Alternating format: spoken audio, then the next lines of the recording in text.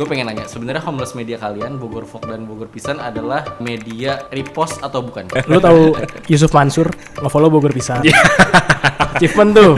Achievement Jujur Ridwan Kamil juga kita fallback.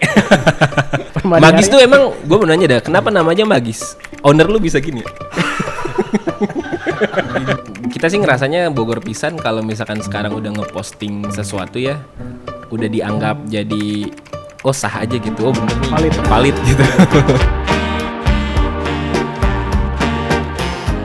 Oke, kali ini udah ada teman-teman kita dari Bogor Pisan dan Bogor Folk ya. Yes. Gue Ocon. Oke. Gue Andia. Oke. Dan sebelum masuk ke topik pembicaraan kita, gue pengen nanya, sebenarnya homeless media kalian, Bogor Folk dan Bogor Pisan adalah media repost atau bukan? Emang awalnya berangkat dari media repost. Iya. Waktu itu. Cuma kalau untuk sekarang mungkin topik atau tema yang ini kayaknya kalau kita repost efek dominonya bisa dalam tanda kutip membahayakan kita sebagai media gitu. Kita tidak mengejar viral semata gitu, tapi ada value yang mau kita sampaikan lewat postingan-postingan yang kita posting di sehari-hari gitu. Si repost itu bisa jadi kolaboratif atau bisa jadi bumerang atau eksploitatif gitu lah ya. Jadi buat gua dengan adanya juga Instagram sekarang kolaborasi posting kan itu sebenarnya itu udah dilakukan dari zaman dulu juga udah kayak gitu. Jadi kalau dibilang Bogor Pisan atau Bogor Folk adalah akun repost sih sekarang enggak ya Cing ya harusnya. Iya. Kita udah bisa meng-create konten sendirilah gitu. Nah, untuk akhirnya yang membedakan Bogor Folk sama Bogor Pisan ini tuh apa? Nah, kalau si Bogor Pisan kan sebenarnya dia lebih ke dia ini ibarat mata dan telinga warga Bogor secara luas, baik kota maupun kabupaten. Nah, kalau si Bogor Folk ini dia itu lebih lebih ke jalan-jalan lah gitu, si mata dan telinganya ini. Jadi ibaratnya kalau si Bogor Pisan ini nafasnya gitu ya, si Bogor Folk ini udah jadi kayak nyawanya lah gitu. Jadi sebenarnya saling melengkapi, cuma bedanya si Bogor Folk ini dia lebih ke arah pop culture. Jadi hal itu yang mau diangkat gitu. Kebanyakan memang suara-suara anak muda di dalamnya. Beda kalau misalkan sama Bogor Pisan, nah ini lebih hal-hal yang dibahas pun dalam tanda kutip tidak terlalu berat lah. Bisa dibilang sangat receh, sangat ringan, tapi itu masih relate dengan warga Bogor sekitar gitu. Ya, kayak gitu. Oh, tapi untuk kontributor akhirnya orang-orang itu bisa siapa aja kan untuk akhirnya? Iya, betul. Yap. Jadi kalau diibaratkan Bogor Pisan ini kadang kita justru malah dapat konten itu dari netizen, dari citizen lah. Sedangkan kalau yang si Bogor Folk ini kita turun ke jalan nih, kita nyari mana menyambangi komunitas-komunitas, terus kayak apa yang lagi hype di Bogor gitu. Jadi kita jadi arsip sebuah hype atau tren di kota Bogor gitu. Beda sama Bogor Pisan yang dia kan mengabarkan real time gitu. Kondisi Bogor saat itu seperti apa. Nah, kalau si Bogor Vlog ini dia lebih mengarsipkan hype yang terjadi di Bogor pada saat itu gitu. Kira-kira achievement yang akhirnya udah kalian dapetin lewat kedua akun ini tuh apa aja gitu? Baru Palisade sih.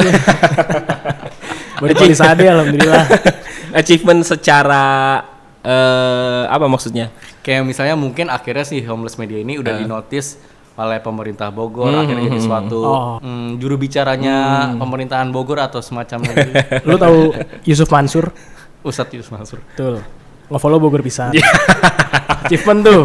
Achievement. Jujur Ridwan Kamil juga kita fallback. Kita fallback. Jadi akun kalian udah verified sekarang? Enggak. Apa sih pentingnya verified? Iya bener. Maksudnya kan akhirnya orang ngeliat kredibilitas sebuah media dan lain sebagainya kan salah satunya verified account. Yeah. Betul. Nah dari kalian sendiri akhirnya untuk nge-achieve kepercayaan masyarakat terhadap konten-konten kalian dan akhirnya menjadi media yang trustable ke masyarakat tuh gimana? Kita sih ngerasanya Bogor Pisan kalau misalkan sekarang udah ngeposting sesuatu ya udah dianggap jadi oh sah aja gitu, oh bener nih valid gitu. Nyampe. Iya nyampe gitu karena kita berusaha pendekatannya ke audiens tuh bener-bener kayak ke temen gitu. Jadi nggak setiap DM yang masuk pasti selalu kita balas, kita selalu nanya apakah berita ini benar atau hoax. Kalau misalkan benar ya kita coba bungkus dengan gaya key visualnya Bogor Pisan. Kalau yang enggak ya udah kita diemin gitu. Mungkin balik lagi ke perihal kredibilitas yang akhirnya nge-recheck lewat DM bener apa enggak dan sebagainya. Kayak gitu. Nah itu tolak ukurnya selain kita, maksudnya selain kalian mastiin ke pengirim beritanya tuh, kalian nge-rechecknya lagi si berita itu jadi valid tuh gimana prosesnya? Jadi kita kan tetap sesuai syariat ya, dimana kita harus tabayun dalam setiap meng-cross check berita-berita yang hadir gitu, yang kami terima. Jadi kadang kita cross checknya itu nggak hanya ke satu sumber, tapi dengan koneksi-koneksi yang Andia miliki. Wow. Jadi kita coba cross check ke sana juga gitu. Jadi nggak cuma melewati satu tahap filter verifikasi, tapi ada banyak lah gitu. Nah setelah itu udah kita oke nih kredibel, baru kita berani untuk naikin gitu. Berarti pernah nggak kepleset blunder? Gitu? Banyak. Oh sering. Sering sih sampai kadang gua archive gitu. Walaupun memang sebenarnya orang-orang Bogor nggak ada yang tahu kita berdua ya gitu. Masa siapa sih? Di balik sosok orang Bogor Pisan atau Bogor Folk tuh nggak ada yang tahu lah, kecuali mungkin circle pertemanan lah, nggak ada yang tahu gitu. Tapi paling parah blundernya tuh soal apa? Apa ya? Paling parah ya? Enggak sih, sebatas kayak gua ngupload video pribadi kali ya. Enggak. Video klarifikasi. Kita jujur pernah dianggap akun buzzer yang memang coklat. Band coklat. Kok band coklat? Coklat. Media coklat. Kan. Ayo apa. Coklat, ayo. Macchiato. Kan sebenarnya si Bogor, gua tuh suka bersuara lah. Tapi kalau gua bersuara kan gua tidak punya cukup power ya, makanya gua butuh entitas yang besar. Makanya si Bogor Pisan ini menjadi media buat gua bersuara. Pada saat itu kan ya kita tahu di Indonesia sangat damai dan sejahtera ya kan. Nah, kita pakai buat bersuara lah si Bogor Pisan. Kita coba bla bla segala macem. Ya ternyata banyak juga buzzer-buzzer yang menganggap si Bogor Pisan ini adalah media provokator gitu. Sampai kita tuh di DM tuh banyak yang ngancem. Sebenarnya kan Bogor Pisan dan Bogor Folk kan ada suara komunitas. Tapi ketika dijadiin pakai suara personal dengan mengcover pakai Bogor Pisan dan Bogor Folk, itu jadi suatu hal yang sebenarnya wajar karena ngewakili, maksudnya itu kan suara pribadi ya yang akhirnya dipakai. Itu ada akhirnya masyarakat Bogor sendiri yang tersinggung juga dengan statement itu. Sejauh ini sih nggak ada, karena relevan sama kondisi yang ada gitu. Kita nggak mau jadi yang paling beda lah, maksudnya di saat semua orang pada pro rakyat gitu ya, katakanlah seperti itu gitu. Kita juga harusnya bisa ngedukung pergerakan-pergerakan mahasiswa dan jadi kayak gitu. Bahkan kemarin waktu yang Agustus kemarin kita dan tim gitu ya di kedua akun ini turut ngebantu aspirasi teman-teman di jalanan juga gitu lewat media yang kita punya. Betul. Nah, Homeless Media sendiri tuh cuannya dari mana sih? Nah, ya akhirnya kalian bisa menghidupi tim kalian dan bisa hidup dari Homeless Media itu sendiri. Dia kan sebagai founder, dia ngebawa soul-nya dan spirit-nya si apa yang ada di Kota Bogor inilah. Nah, tugas gue di sini, peran gue itu how to monetize, bikin ini jadi long game. Jadi bukan cuma akun-akun repost, terus kayak akun-akun media penuh klarifikasi, sensasi dan lain-lain lah gitu. Karena gue melihat si Bogor Pisan kan jadi kok gitu gila. Nah, makanya gini maksudnya gini. Makanya di sini gitu. Ini kita bicara long termnya lah gitu. Nah, perihal monetisasinya sebenarnya kalau media ini journey-nya panjang sih, nggak kayak lu bikin media sebulan 2 bulan langsung bisa monetize. Itu pun ya kalau ada itu pun juga syukur gitu. Tapi rata-rata sih emang lu harus berisik dulu sekian bulan, sekian tahun baru lu bisa monetize gitu. Dan sekarang di era yang sekarang monetize-nya pun nggak cuma dari satu funneling, katakanlah paid promote atau apa gitu ya. Tapi ada banyak cara lah untuk bisa monetisasi media ini gitu. Salah satunya ya mungkin dengan adanya event, terus juga adanya kolaborasi dan lain sebagainya. Tapi ada nggak konten original yang akhirnya kalian ciptain untuk akhirnya menggambarkan masyarakat Bogor atau kayak naratif-naratif komedi Bogor dan lain sebagainya gitu? Awalnya kan kita kira formulanya kita nge-capture sebuah pop culture. Kita lihat belakangan ini justru yang lebih works itu adalah culture yang dikemas dengan pop gitu. Jadi kayak misalnya kemarin kita bahas tentang orang Sunda, tapi kemasannya ini pop gitu. Nah itu insight-nya oke tuh di Bogor Folk gitu. Dari satu video tuh 1.000 tuh yang followers baru. Iya. Iya, gitu-gitulah. Jadi orang Bogor tuh sukanya konten-konten yang ringan-ringan aja sih sebenarnya, nggak yang harus anjing apaan sih ini konten apa gitu, nggak suka itu. Ya, karena di Bogor juga udah banyak masalah kan ya. Jadi butuh hiburan. Jadi butuh hiburan, iya. Sekarang tapi audiensnya lebih banyak kan, ada grafik umur dan lain akhirnya demografi yang kalian selalu perhatiin juga. Nah untuk audiens terbanyak itu di range umur berapa, dan apakah benar-benar orang asli Bogor yang akhirnya demografinya nyampe di Bogor, atau justru dari demografi luar juga ada yang nyangkut nih di kalian? Kalau dari umur sih 25 lah sampai 33. Bahkan ya Millennial ramenya Gen Z segitu, lah. millennial Gen Z lah. Walaupun memang boomer juga ada.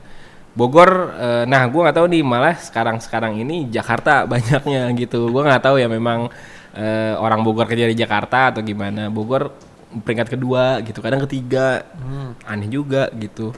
Jadi kalau misalkan dari demografi, kalau Bogor Folk kebanyakan Jakarta ya, malah ya. Uganda kemarin. Uganda. VPN-nya nyala soalnya. Yeah. Ada Bogor ada. Bogor ada, Jakarta. iya. Banyakan Bogor sih. Iya, banyak Bogor gitu. Cuma ada satu hal, beberapa kali lah orang-orang yang komen, kadang kan gue sering banget bacain komen-komen ya.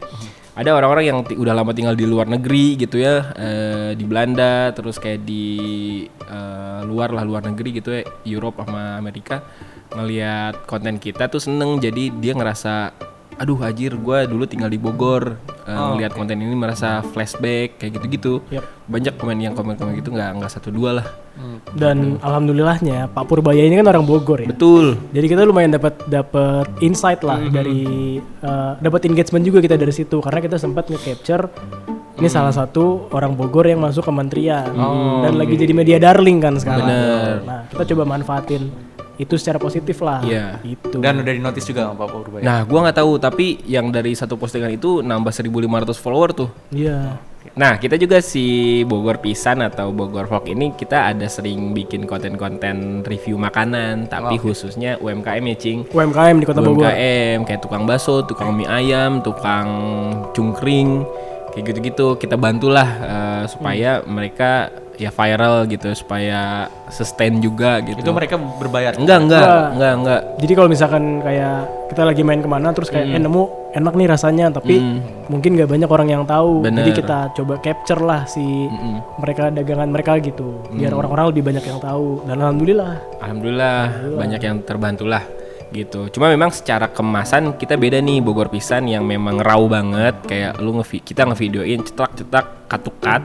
Kalau Bogor Vlog ini kita konsep bener-bener video oke lah. Naratif ada narasinya bagus dan segala macemnya kayak gitu-gitu. Ada backsound-nya yang kayak tut tut tut tururu. Kalian menerapkan formula yang sama nggak untuk akhirnya konten plan untuk klien, brand dan lain sebagainya, dan juga konten kalian sendiri sebagai media? Jelas beda, nggak ada. Oh, nggak ada. Jadi setiap kita misalkan ada deal gitu, kita harus, kita ya brainstorming dulu sama klien maunya apa, mau kayak gimana gitu, baru kemauan klien kita tuangin ke dalam konten plan, baru kita eksekusi.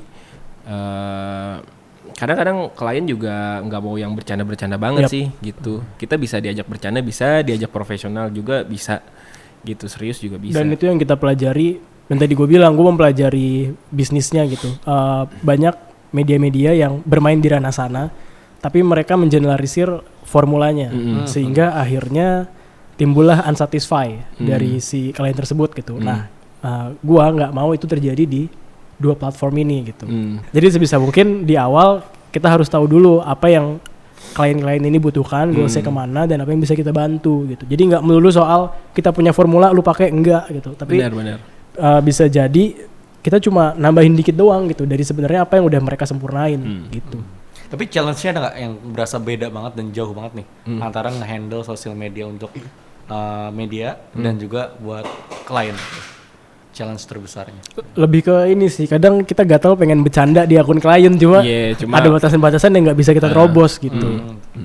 Kadang ya kita ngerasa kayak ini konten kita dikemasnya udah bagus banget, udah rapi banget, hooknya juga dapet, secara penulisan oke, tapi engagementnya biasa aja gitu. Ketimbang sama misalkan gue lagi di stasiun, misal ada sunset bagus gitu ya, matahari terbenam gitu kan dari stasiun Bogor tuh kelihatan tuh Gunung Salak lagi ini, foto cepret upload rame Viral gitu. tuh. Makanya Iya. nggak tahu deh gue kenapa ya. Gitu. Jadi kita memang harus selalu qanaah dan tasamuh sih itu dalam dia berkonten. keluar lagi tuh. Selalu merasa cukup, mawas diri, ya nggak? Itu dia ngomong gitu semenjak di follow Ustadz Yusuf Mansur. Kalau misalnya kayak perihal yang September kemarin nih, yang 17+8 gitu ya. Mm-mm. Itu ada nggak konten kalian yang udah kalian buat, akhirnya dipospon dulu nih, karena untuk ngasih slot si tuntutan rakyat misalnya kayak gitu. Kayak kemarin mah- Ada kayaknya. Yang mana sih? Jujur lupa gue, tapi ada yang nggak ke upload sih kayaknya. Oh, ada yang kelewat, jujur yang ngebahas apa gitu ya, jadi nggak ke posting. Ngebahas ini kinerja pemerintah. Bukan, nggak usah gitu, nggak usah. Sorry, Bagus sorry. bagus kinerja. Sorry. Bagus. Udah kita ngepikirin beberapa kali postingan di Bogor pisan ya, jadi kita ngeposting yang mendesak dulu, Iya. baru kalau udah agak reda kita naikin tuh. Itu juga gua dan tim yang lain juga harus ngasih tahu ke klien kita lagi kayak gini, walaupun memang pada saat itu engagement tinggi banget. Ini Iya. dari Kalau itu kan September ya. mereka masuk September tuh awal. bagus banget tuh insightnya. Itu ya itu bagus banget memang. Cuma kita nggak mau tone deaf aja. Iya, jadi kayak itu kan September, berarti dari Juni nih udah gini nih, Juli kayak gini, Susu September. kayak Jokowi lu. roket. Nah, jadi gitulah. Memang pas September itu engagement Bogor pisan gede banget, views tuh bisa nyampe 8 juta sampai 9 juta gitu ya. Kadang ada juga yang boleh nggak stories dulu gitu. Iya. Boleh lah gitu. Selipin. Karena memang engagementnya lagi bagus. Stories tuh biasanya kita rata-rata di 12.000 lah. Pada saat itu tuh bisa nyampe 50.000, 70.000 gitu. Gue penasaran deh, red card sebagai homeless media tuh kayak gimana sih hitungannya? Nah, Itu dia tuh. Boleh dibocorin apa enggak? Boleh lah. ya udah bocorin. Ya udah. Nah itu nih Mas. Kalau Red Card Bogor, gue nggak nyebutin angka spesifik, tapi kalau rata-rata di Bogor tuh memang sesama media nih kita udah saling tahu lah Red Cardnya berapa, karena kan Bogor Pisan sendiri suka diminta buat invitation media-media, tolong dong bantuin listing media gitu. Jadi kita udah pada tahu saling. Harganya memang rata-rata nggak beda jauh, hampir mirip lah, cuma beda 100.000, 200.000. Mirip apa? Mirip gitu. Sragen. Enggak, beda-beda. Tapi jujur pas gua tahu red cardnya, wah prihatin sih. Prihatin Maksudnya kan? kayak sangat affordable lah. Affordable lah. Ini untuk level Bogor aja atau Level kalian Bogor. juga tolak ukurnya ke red card? Gua kan coba compare sama media-media yang ada di Tangsel, Jakarta gitu ya. Terus di Bandung gitu. Bogor salah satu yang Terendah lah. enggak juga sih, affordable lah. Affordable. Jadi sebenarnya Halus. sebenarnya masih ada value yang bisa dinaikin. Iya gitu. Makanya gua coba bantu dari situnya. Kita tuh kalah sama harga-harga influencer yang mikro atau enggak, yang 10.000, 20.000, dan mereka tuh matok harga 150.000, 200.000, 300.000 tuh udah mau jalan gitu. Dan potensial FYP-nya juga sama sekarang kan. Makanya gitulah. Tapi kalian ngejanjiin ini juga impression, engagement dalam total angka. Itu. Yap. Insight-nya ya di akhir kita pasti selalu kasih. Dan apa yang ngebedain sama media lain, kadang kita nggak terima mentah briefnya seperti apa gitu. Tapi selagi masih bisa kita godok bareng, ya kita godok bareng. Pernah nggak kayak ada miss shot gitu loh dari total target engagementnya sekian, insider sekian, tapi ternyata pas udah dijalanin nggak achieve nih target itu. Nah, jujur nggak pernah. Alhamdulillah nggak pernah. Karena Alhamdulillah. kita nggak pernah ngasih angka yang over promising. Gitu. Kalau dulu kan klien tuh langsung ya lewat ke kita. Kalau sekarang tuh klien ada penengahnya dulu, agensi, kadang agensi lagi ngesap baru ke kita. Jadi ininya banyak banget tuh tangannya, layernya banyak banget tuh. Nah sekarang kalau misalkan klien ke agensi dulu, agensi mungkin ada menjanjikan sesuatu hal ke klien kalau misalkan pakai ini, kalau misalkan pakai let's say Bogor Pisan lah. Makanya kalau misalkan dari si agensi pakai Bogor Pisan, kadang dari agensi yang juga ngebantu buat naikin engagement, entah itu dengan cara mereka juga bantu-bantu komen, bantu-bantu like, bantu-bantu share dan kayak gitu sih. Sekarang gamenya kayak gitu sih. Kalau dulu dari klien langsung ke Bogor Pisan, sekarang layernya banyak banget nih, makanya gitulah. Masa like for like. Zaman tuh like for like. Oke, balik ke Iya, iya. seru-seruannya aja ya sebagai Iya, homeless media. seru-seruan. Nah, kalian ini menurut kalian liputan yang paling kalian suka gitu ketika menjadi homeless media dan diundang ke suatu event, itu event apa liputan paling seru? Wah, anjir. Jujur banyak. Tapi kalau gua paling suka kalau misalkan si Bogor Pisan lah dapat invitation buat ke acara-acara musik gitu. Di Bogor kan banyak ya. Baik di Bogor sampai ke Jakarta juga pernah Bogor Pisan gitu di invitation kayak gitu-gitu sih, ngeliput-liput acara musik yang tadinya nggak bisa depan stage karena punya akses gitu ke stage, yang punya akses wawancara kayak gitu-gitu sih. Gitu. Nah, itu ngerasa privilege lebih nggak untuk akhirnya Wah, nenggak gitu. Dulu ya, zaman kita orang masih mahasiswa lah. Kalau sekarang gue udah sering ngasihin ke mereka berdua tuh, nih ada VIP 5 gitu nih, kasihin ke tim. Kalau gue udah enggak. tapi in return dari undangan-undangan tersebut, nah dari kalian emang aplikasikannya ke Bogor Pisan dan Bogor Folk dalam bentuk konten itu kayak misalnya dapat invitation, tapi kalian sebenarnya nggak diminta buat bikin konten. Nah, kalian tuh terjemahinnya ke dalam tetap jadi konten juga ke dalam beberapa konten, atau akhirnya karena udah diundang bikinin deh satu konten gitu. Kebanyakan jadi gitu. Ini mungkin magisnya gue sama Andia ya. Kita terlalu baik sama orang, jadi kita nggak pernah perhitungan gitu loh. Kayak kalau misalkan lu misalnya nggak nyuruh gue nih, tapi kita suka nih sama acaranya atau apanya lah. Kita nggak hitung-hitungan berapa yang kita kasih, entah itu dari story, dari postingan, artikel, lain-lain lah gitu. Betul. Tuh. Tapi hitungan kalian dalam bentuk kayaknya dengan gue diundang ke sini gue bisa jadiin beberapa konten terus dapat engagement segini. Tapi untuk kalian itu sebenarnya kalian hitungan apa enggak? Enggak sih. Enggak juga. Bahkan kalau di misalkan udah di hari H di venue, kepikiran kayak bikin ini oke nih, ya udah gitu. Sekenanya. Kan udah sayapnya udah besar nih ke creative agency juga. Nah, kalian tuh nge-handle kayak syuting divisi, ada tim produksi juga akhirnya bikin tetap balik lagi ke mereka berdua. Ada. Lu jangan kesannya mempekerjakan orang banget, gila. Ada Mas, ada. Ditelepon Kemenaker lu begitu. Nah, kalau Andi ini kan sebagai kreatif directornya, nah itu misahin antara emang konsep idealis sendiri, itu kesukaan sendiri terhadap suatu konten dan lain sebagainya, dan tolak ukur akhirnya melihat kesukaan audiens dan lain-lain. Nah, untuk memecah itu ada kak tips and trick tertentu yang akhirnya formulanya sebenarnya bisa di mix atau emang akhirnya jalan sendiri-sendiri gitu. Baik, pertanyaan bagus ya. Assalamualaikum warahmatullahi wabarakatuh. Ya, Mas. Satu termin 3 pertanyaan tuh biasanya tuh. Ya Mas, jadi dulu kalau bisa dibilang idealis, gue idealis banget gitu. Konten tuh harus rapi gitu ya, fits itu harus seragam gitu, tonnya, key visualnya dan segala macamnya gitu. Bener. Iya kan? Lu juga gitu nggak? Enggak, lu maksudnya. Jadi kalau hari ini ngomongin kesurupan, besok kesurupan lagi tuh.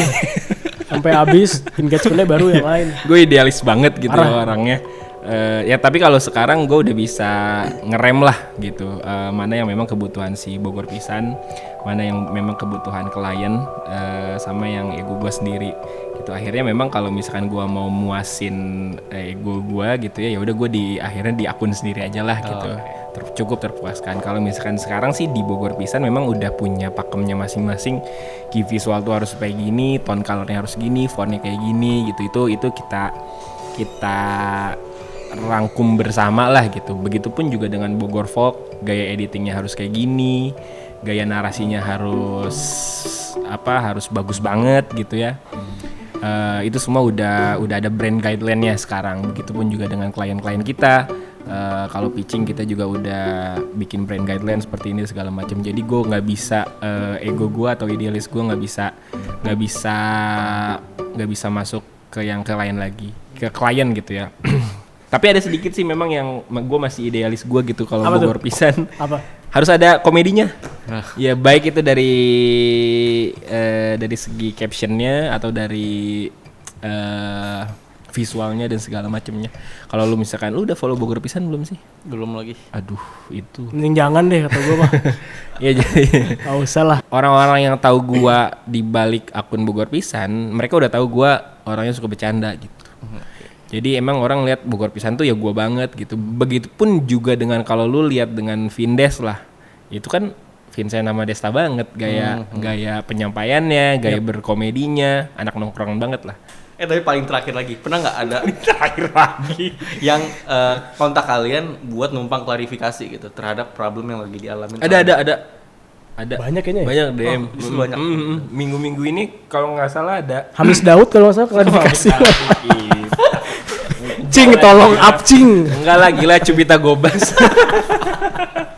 Enggak. Jadi ya kemarin-kemarin gue baca DM dia klarifikasi kalau misalkan nomornya tuh digunain untuk buat nipu kayak gitu-gitulah. Terus ada yang kebanyakan sih kalau di DM Bogor Pisan selain buat klarifikasi motor hilang, dompet hilang, tolong sharing kayak gitu, orang hilang gitu-gitu sih. Tapi itu banget. kalian ngelakuin juga, tapi mungkin sekedar story aja gitu. Iya. For the sake of humanity aja kita bantu publish. Tapi pernah ada yang kebantu juga akhirnya. Ada satu fun fact mengenai Bogor Pisan. Kasih tahu. Dan ini belum pernah dibuka di Podcast manapun. ya. Nah, jadi selain service-service yang tadi kita kasih tahu nih, ada agency, sosmed management dan lain-lain lah, campaign dan lain-lain gitu, paid promote. Ada satu service yang gue yakin ini nggak dimiliki sama semua media. Jadi gini ya, ada satu klien kita, makanan, terus ya kita handle lah strategi dan lain-lain gitu. Sampai ada satu case di mana dia ngerasa yang awalnya warungnya rame banget, viral dari rare door gitu, tiba-tiba drop, sepi. Bahkan ownernya dia tuh dapat tar dulu. Ownernya dia tuh dapat DM banyak banget kayak, "Lu masih buka nggak? Kok gua setiap gue lewat sepi mulu. Lu warung lu udah tutup apa gimana?" Iya, gitu. tutup. Ya. Sontak ownernya kaget dong. Gitu kayak. Kaget lah dia. Lah, perasaan gua buka mulu, kenapa orang ngiranya tutup? Usut punya usut, ternyata ada jin yang nutupin warung tersebut. Sehingga dilakukanlah pembersihan dari tim Bogor Pisan. Dilihat ini kiriman dari mana gitu kan. Oke, udah ketahuan nih kiriman dari mana. Benar. Dibersihin, besoknya rame lagi. Sold out. Telek. Telek. Media mana yang bisa? Tapi kan emang sebelumnya juga kan kita sebulan sebelumnya kan di review, terus di TikTok juga rame. Enggak, udah sakti, goib itu. Goib udah. Lu pakai data insight enggak masuk udah. Enggak masuk. Udah goib itu. Oh, ada lagi fun fact. Ada lagi. Ini klien kita yang lain nih. Tadi kan apa namanya? Kuliner. Ada lagi properti. Kok properti gila. Properti. Kasusnya mirip-mirip lah, kayak kok nggak ada tamu yang datang ngelihat si ininya, ngelihat si show unitnya lah gitu. Dan ternyata usut punya usut sama. Akhirnya ya dia datang ke perumahan tersebut membawa 7 sumber mata air dan dilakukan pembersihan. Itu terbukti ya, alhamdulillah akhirnya ada yang closing kan, bener dong. Enggak. Akhirnya ada yang deal. Enggak, itu kan emang kita aja jago nge-digital marketingin, nge-ads, nge-campaign-nya jago, ngemasnya jago gitu. Kalau yang dulu-dulu ROAS-nya sering gede gitu ya. Ininya kita jago lah kalau buat digital marketing. Makanya buat di sini yang punya brand bisa. Jadi gua temenan sama dia kan udah lama dari kuliah lah. Dan dari kuliah juga kita udah sering usaha bareng lah. Jadi waktu itu kita punya kedai kopi gitu kan. Kopi kampus namanya. 3 SKS. Itu. Terus awalnya yang datang cuma ngopi doang. Tapi lama-lama datang tuh konsultasi pergaiban. Ini beneran apa? Sumpah. Jadi lu tahu kopi Joni si ini kan? Hotman Paris. Persis. Jadi orang datang tuh bawa keluhan. Ada temen gue yang bisa kayak gitu. Jadi kayak, "Mas, gua kayaknya diserang ini nih dari Bali, kiriman dari Bali." Kok dari Bali? Gila enggak, waktu itu ceritanya dari Banyuwangi. Entahlah udah. Gue gak tahu, pokoknya gue lupa. Lagi nyeduh kopi ini ada pesanan, tiba-tiba bentar ya lu dulu. Dia kemana? Udah jadi kakek-kakek tuh dia. Udah nggak ngerti dah. Jadi kakek udah beda dah. Tiba-tiba minta. Gila. Lu jangan ceritain itu. Kenapa? Gak enak sama teman kita. Apa-apa gila. Jadi kalian basicnya kuliah apa sih? Pertanian. Nyambung. Teknik Teknik pertanian. Nyambung kan? Nyambung. Nah jadi waktu beres jualan kopi tuh kita Masih dilanjut. Gue pasti nemenin dia nih, nemenin dia ke pasien-pasiennya gitu. Kok Kan ada home service waktu itu yang di kosan, ada kan? Ada home service, jadi dipanggil ke kita kosan. nemenin teman kita gila. Masa lu nemenin gua? Gua kan nganterin elu. Iya sama teman kita. Si Andre. Namanya Andre. Bukan, yang ngondek. Masa orangnya ngondek ya? Kesurupan jadi laki, kan aneh. Tahu gitu mending kesurupan kata gua. Nggak usah lu lepasin. Enggak sih, tapi kan seru nih ngomongin hal goib kayak gini. Nah, waktu itu Bogor Pisan yang pernah ngebahas gini hal-hal goib juga Bogor Pisan ya. Itu bahasan goib itu apa aja? Jadi kita jadi Cuma lebih kayak ekspedisi itu ya. nyari kontributor juga, maksudnya ada orang gitu yang punya cerita-cerita kirim ke kita visualin. Waktu itu jadi audio juga pernah, jadi cerita-cerita. Udah lama banget itu 2016 kalau nggak salah ya. Zaman kita kuliah lah 2017. Sekarang sih udah enggak ya. Masa. Semenjak gua kayak Ferry Irwandi gitu-gitu gua udah nggak percaya hal-hal gaib. Tapi dari kalian sendiri emang nggak pengen ada rubrik akhirnya ngebacain cerita-cerita masyarakat Bogor gitu? Gua sih ada. Di Bogor Folk kita itu ngebahas kenapa orang Sunda nggak boleh nikah sama orang Jawa. Ternyata kan itu kan emang ada asal usulnya, itu kita bahas dan itu viral juga. Terus kita ngebahas soal soal Prabu Siliwangi, kerajaan Pajajaran gitu-gitulah. klinik. Iya. Atau kayak hal-hal pengalaman masyarakat Bogor sendiri gitu. Akhirnya kalian bacain aja gitu. Ada emang nggak kayak pesan? Kita udah ngobrolin itu, cuma belum dilakuin sih. Kita udah ada kepikiran buat gitu. Setiap malam Jumat. Coba rekomendasiin 10 makanan enak Bogor. Bogor. Bogor dong, pasti kasih Bogor. tahu, Pasti kasih dong, tahu. jelas. 10 aja. 10. Masa ayam bensu? Yang original Bogor. Oh iya. McD Dramaga. McD Dramaga. Enggak deh. Ketoprak Japra. Japar. Oh iya, ketoprak Japar, sorry. Ketoprak Japar. Soto Pak Kumis. Soto Pak Kumis, terus soto Bonin, soto Ismet, terus cungkring Pak Jumat. Roti unyil? Roti unyil lah, masuk lah roti unyil. Toge goreng dimanapun itu toge goreng Bogor enak. Sama apa bacang yang di Bacang Surken? panas di Surken tuh enak. Terus bakso bening di Surken enak-enak. Bakso bening Pak Jaja, soto kuning enak. Di Bogor enak-enak sih makanannya, nggak kayak di sini.